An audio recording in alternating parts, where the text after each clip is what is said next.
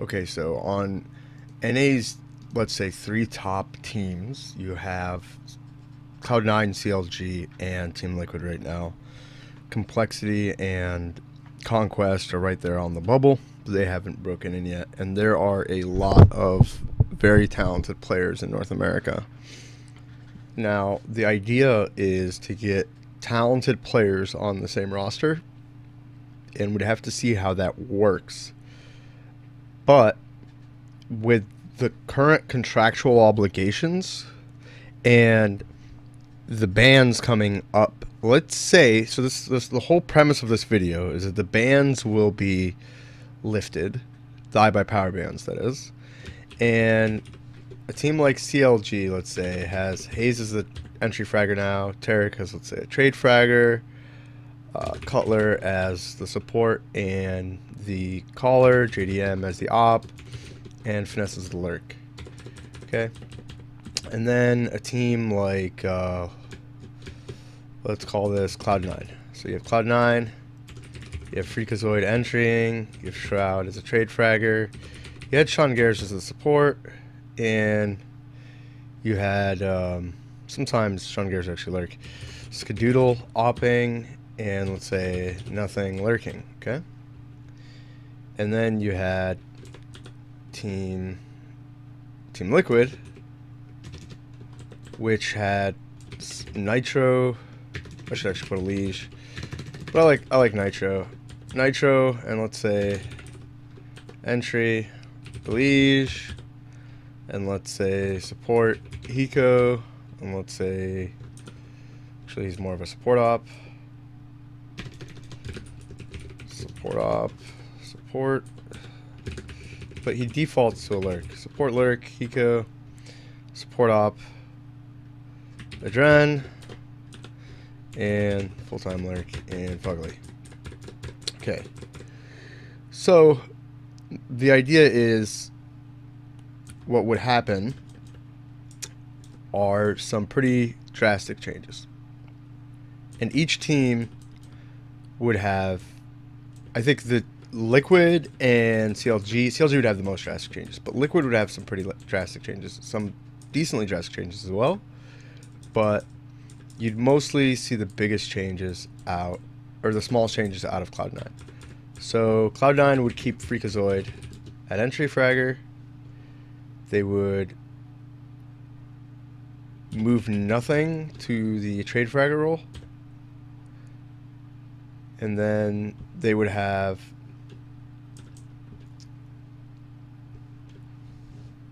this is support / lurk, because Sean did lurk sometimes on some defaults. Skadoodle opping, and they would have Shroud support and lurk, and they would have Swag as the full-time lurk, or the other way around. But this would basically be the new roster for Cloud9. Cloud9, let's say 1/1/2016. Or let's just call it Cloud9 2016. And then, so that would be one unban, right? The other unban would probably be here at CLG. And CLG seems to be like a decent landing spot for Steel. So you'd have maybe Steel becoming the support player here. And this is different. So this is what's gonna catch a lot of people by surprise. So you'd have Steel coming in and doing basically this job. You would have Cutler staying with the team, but as an entry fragger. You'd have Tarek staying with the team, but as a trade fragger. You would have JDM opping for the team. And then let's say a buyout happens or somebody's contract is released, and you have Fugly coming as a lurk because Steel, let's say Steel wants, the whole premise behind this is Steel wants to have well-rounded players that can follow directions, with the exception of Tarek. Well, let's say Tarek can follow directions, but he basically will put a leash on Tarek, and he'll try to make the best out of Tarek. Color is a very smart, well-rounded player. You could say the same for Steel, smart, well-rounded player. You could say the same for Fugly, smart, well-rounded player. And JDM is quickly becoming a very talented opper.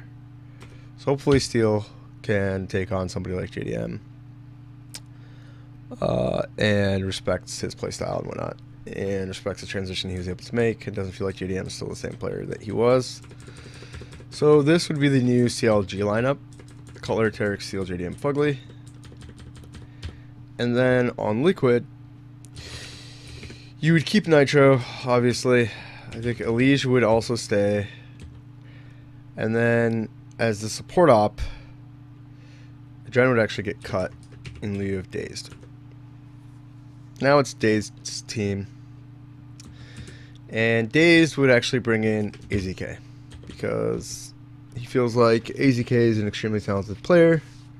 He'd bring in AZK, and then Hiko would just become the full-time lurker.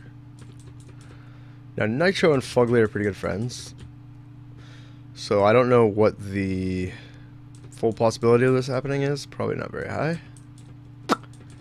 But this is a way to shake up the rosters that might make a little more sense. Might make teams a little bit more competitive. The idea behind it being somebody like, let's say, Tarek or Color. I think actually Nothing would just be the full-time support player on this team if you'd be calling. And you'd probably still have Shroud as a... See, the issue with Shroud, I don't know where Shroud fits, really. I just don't. Like, I think Shroud should be a lurker, to be honest. To be completely honest. So would this be the best team? The best teams that North America could hold? Probably not. What would the best team that America could hold look like? So, let's talk about a dream team. And when I say dream team, I mean take players' positions and say who is the best player at this role. Whoever you think the best player is at that role, you just plug him in and you hope that it works out. So who's the best entry fragger in North America? Personally, right now, having been able to prove himself at LAN, I think it's Nitro. So you have Nitro. Elige has also been able to prove himself now. And a guy like Roka looks really, really promising and really good. Beyond that, you also have players like Sansington and a player like Stu2k. Freakazoid also has been able to prove himself, and he can do it all in terms of being an entry fragger. He can actually hold sites. He plays smart now, and he understands the game. He's like, I think he's just a solid teammate in the sense of his loyalty and his willingness to listen. In fact, I think the best place for somebody like Freakazoid, or the best IGL for somebody like Freakazoid, is probably like somebody like Dazed, who can really micromanage. So that's another idea, but I'll continue this one of the dream team. Who's the best player at whatever role? So looking at the trade fragger role just statistically, you could easily come in and say Tarek is the best trade fragger in North America, just statistically, even though he's in a slump. You put Tarek in this kind of a spot, and Tarek's able to make plays and drop 30 bombs on some of the best teams in the world, like Fnatic or NIP or whatever. He can do it against Euros just fine. He can hold the spots. He can play actually a lot better than he gets credit for. And then you say, well, who's the best support player in North America? Well, this is probably going to be a strange opinion, because it's actually probably Hiko. Hiko is probably the best support player in North America right now. He has reinvented himself into a guy who can throw smokes and flashes and set up his teammates and clutch out rounds. And in all honesty, that's a very solid support player. And an op like Skadoodle would be pretty good, obviously. And then a lurker like Swag would just make that team just sick. So that is the idea of who would be a really good dream team. If you look beyond that, you say, well, Liege is a pretty good entry fragger who has been able to prove himself. Or maybe somebody like Freakazoid. Right, so let's say Freakazoid. Let's say Liege is playing with him. And let's say as a support you have somebody like AZK. And then you have somebody like Dazed at the op calling. And then as a lurker, you'd probably have Fugly. I feel like Fugly is good, but then again, I don't know if that would be the best. It's just you're looking at like second best. Not that I think that Daze is the second best opera in North America. I don't, but he could be. He hasn't really had the opportunity to go out there and op and call and whatnot. I don't even know if he'd like to do that, but I do know that he's very good at micromanaging and telling his teammates where to be. And the issue with that is I don't think Elige would fit under Dazed at all. Like Elige, I don't think that would work out one bit. Somebody like Elige under Dazed. But somebody like Automatic possibly might be able to work under Dazed. He's just not really super good trade fragger. Maybe somebody like Shroud. I think if you had somebody like Shroud, that's honestly Shroud in this position could probably Daze would get the best. Somebody like Shroud, Daze would get the best out of, really. And somebody like Automatic, maybe not so much. The issue with the first Dream Team lineup is like you probably really need some direction on this team. Like this would just be a super sick pugging team. This would probably be the sickest pug team available right here. Nitroteric, Hiko, Skadoodle, Swag. Like if this was like a FPL lineup, they would just probably win everything in FPL. In fact, I would pay to watch this team 10-man against, let's say, like this team or something. And then finally, I think you could have somebody like Elige play with somebody like Steel. Steel, I don't know. He says he's an entry fragger, but I feel like his best spot is actually calling and supporting his teammates. I feel like he's good at doing that and kind of playing back. He's been very successful as of late, and I think he's been able to like look at how other people play the game and see all the mistakes, be critical of them, and not be able to play. And it's been making him just improving, and making his discipline just amazing. So if he ever gets a shot at competitive CS again, I think actually he would be super bright. Now, with that being said, I think Steel could get somebody on the op, either Semphis or JDM, depending on who he respects more. Let's try a little Semphis magic in there. So let's say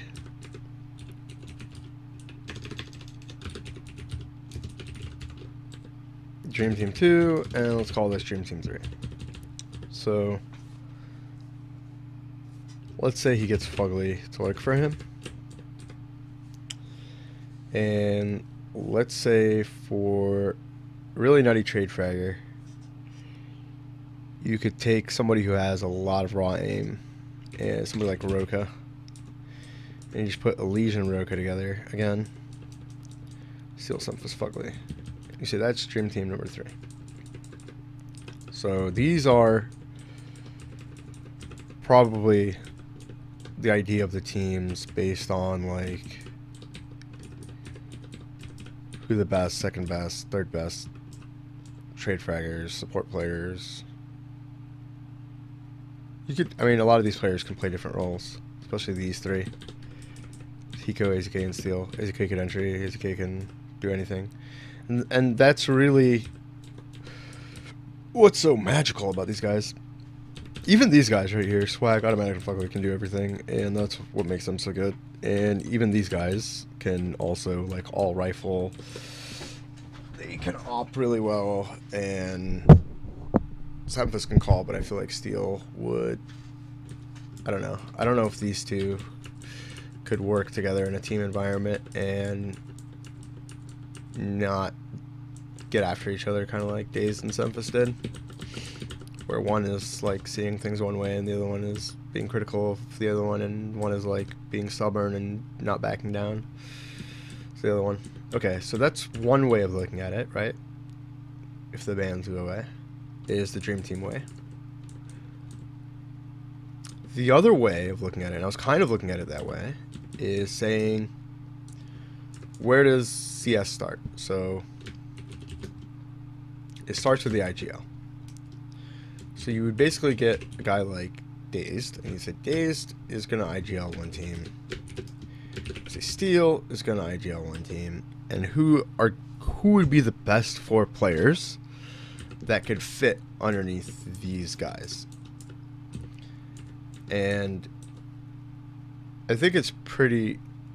And for these ones, I don't care if there's an overlap, because you can't say like, oh well, this guy would fit really well with Dazed, but he wouldn't, because he'd fit so well with Dazed, he wouldn't fit with Steel. I think they're not mutually exclusive, and you could have players that would fit underneath both. So it's just a matter of who would get the most out of who. And with that being said, I think Dazed really respects Nitro, and he really likes Nitro as an entry fragger. And as an aggressive rifler, let's just call it, he would probably get somebody like Nitro and make the most out of somebody like Nitro. I think Dazed would also do a really good job with somebody like Shroud. And I think he could put somebody like Shroud in any one of various spots, and they would just do wonders for him. I've already seen him do really well with somebody like AZK. And we've already seen him do really well with people like Swag, but I think he'd also do well with Hiko as his lurker, if he wanted somebody to lurk, if he really actually wanted somebody to lurk truly. With that being said, I think the best entry fragger for somebody like Steel would probably be somebody who is an aimer and can play that kind of CS. It's probably somebody like Nitro, because I know he would respect that. Do I already have 5 actually here? Yeah, that's too many actually. That's too many, because I think both of these guys would want somebody like Skadoodle. So as far as passive riflers are concerned, I don't know if Dazed actually likes AZK as a passive rifler, but I think Dazed likes him as an aggressive rifler. But I know Dazed actually doesn't mind, like, I think Dazed respects Hiko more than a lot of players though. So you could say Nitro Shroud, Hiko Skadoodle or something. I don't see this lineup ever really coming into fruition though. It would honestly be like some millionaire being like, okay, well, just thinking like, I'm just gonna build my team around Dazed and da da da. I'll get this player, this player, this player, and I'll surround them around Dazed. So that's one way of things going down. I think the other way is honestly not even Nitro. To be perfectly honest with you, I think Steel would rather have Cutler entry frag than Nitro, because I've seen Cutler entry frag and I've seen him actually like out aim people. It's not like he has shit aim or anything. I think Steel would like Fugly as well, actually, and I think Steel would like to have Skadoodle on his team, I think, as well, especially with the way Ska has been opping. Now the only issue is you would need to get like a 6-star player to play in that playmaker trade fragger role. I don't know if I could think of anybody. You know what? Probably AZK. AZK would probably be the best sick star. Like if Steel wanted to make somebody a star, it'd probably be somebody like AZK. So one of these guys is gonna have to make a concession, obviously, between Skadoodle and Skadoodle. And in fact, I think even Steel might want Hiko over Fugly. I don't know if he knows Fugly well enough. I know he plays with him in 10-mans, and Fugly's actually pretty good in pretty much every 10-man. I'm a big fan of Fugs, actually. I played in a 10-man with him, and the guy was just rock solid. He held down when he needed to hold down, rotated when he needs to rotate. Like, his awareness was off the charts. Timing was really good, too. And I've seen that in his demos as well. But then you'd come in and you'd say, okay, who's another, like a Dren, I guess. If he's not calling, you know, what's the point of having him on the team? That's what a lot of people have said, but I don't think that's necessarily true. Because I've seen him frag. So, there's a lot of talent, right? There's Freakazoid, there's Roka, there's Leash, there's Semphis, there's JDM, there's Shazam, there's PTR.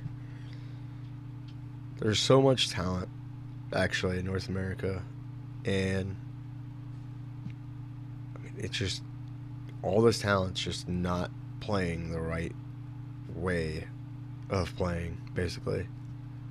Like, none of this talent is playing the way talent should play in North America. Is like the true expose. I don't want to forget anybody here, but there's a lot of very talented professionals, obviously. Beyond, like, anything else, so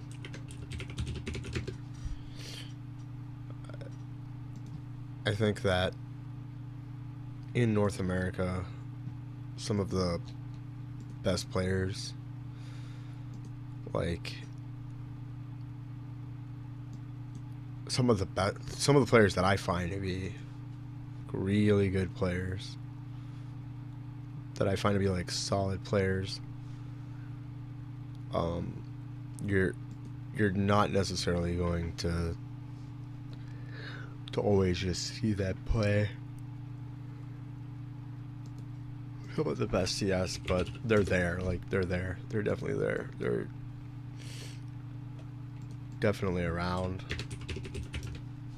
You know, guys like Kusta, Rush. I mean, the talent pool in North America goes so deep. And we end up seeing so little, really, when it comes to talent. Like Ruru, like Flowsick, like Professor Chaos.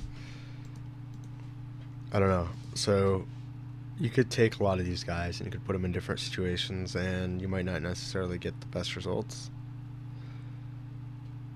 Or you could take these guys and you could get like really, really sick results from them. Right. It all just really depends, to be honest. It all just really super depends on not just, I mean, how they're playing, yeah, but more than that.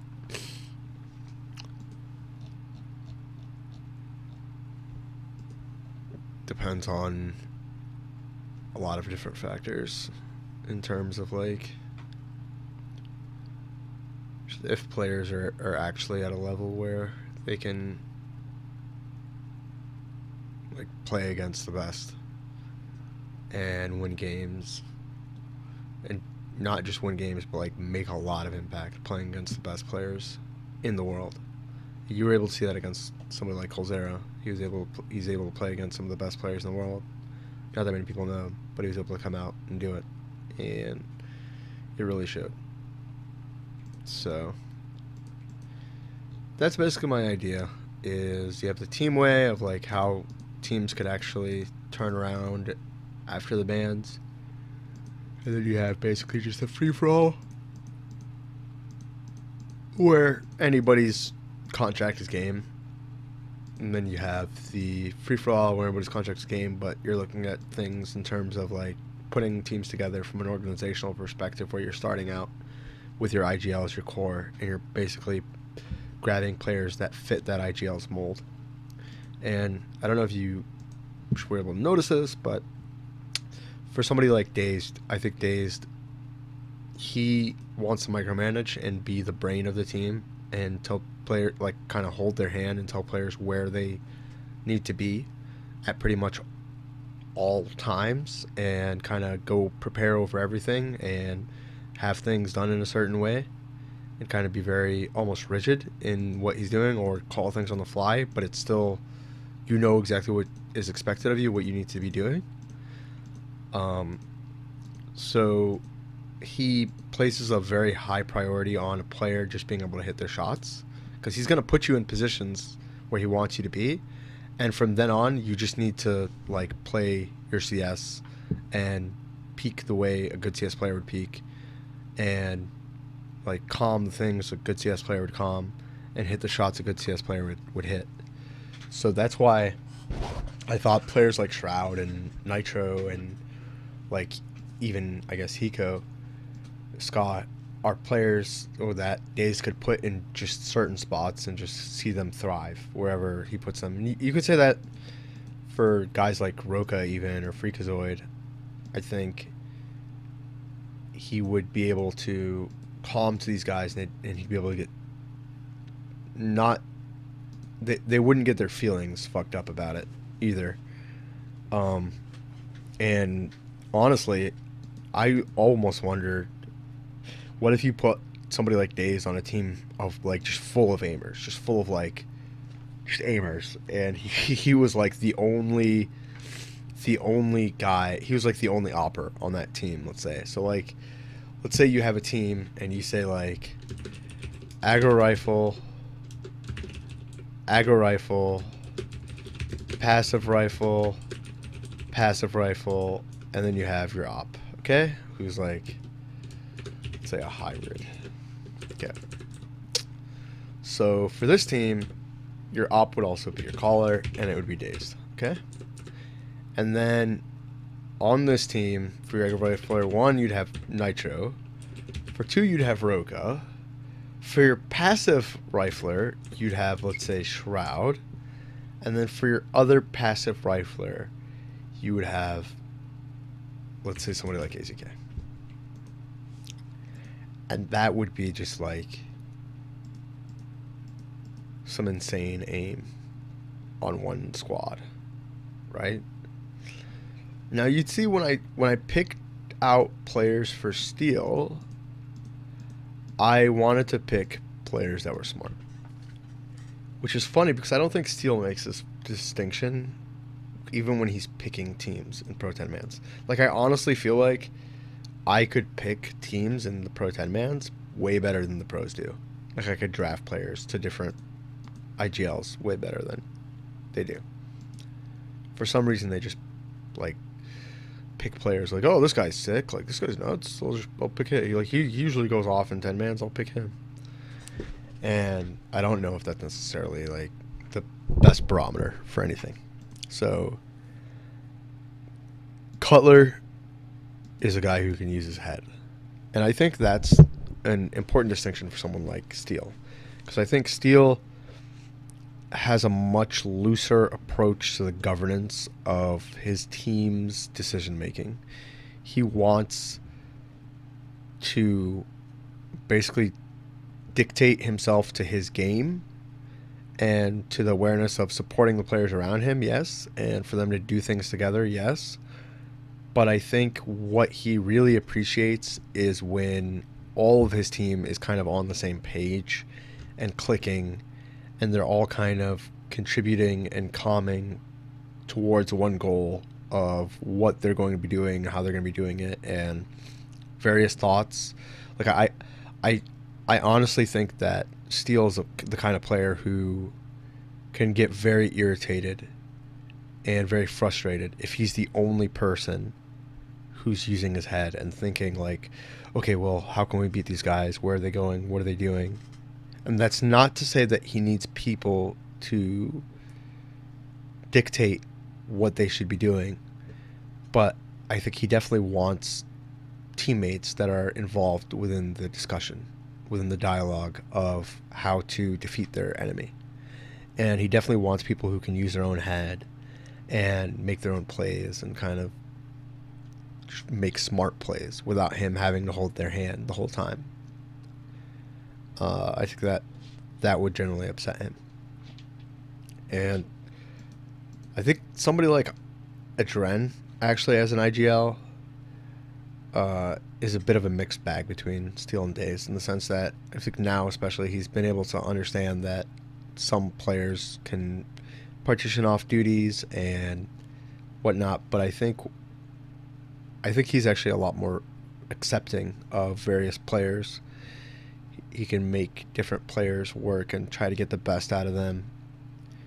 And I think he definitely feels like there's a way that CS should be played, and that's what they should be doing. And he's committed to that. And if he has certain players, he's going to probably try to get them to play that way. And if they play any other way, I don't think he's going to be very happy with it. So he can be rigid in that sense. But at the same time, I think he maybe wants like a mixture of players who can hit their shots, yes, but he also wants players that can make their own decisions and make smart ones and know how to play the game of CS without being babysat. Those are all very good thoughts about teams. If the ban was up, and just team composition in general in the NA pro scene.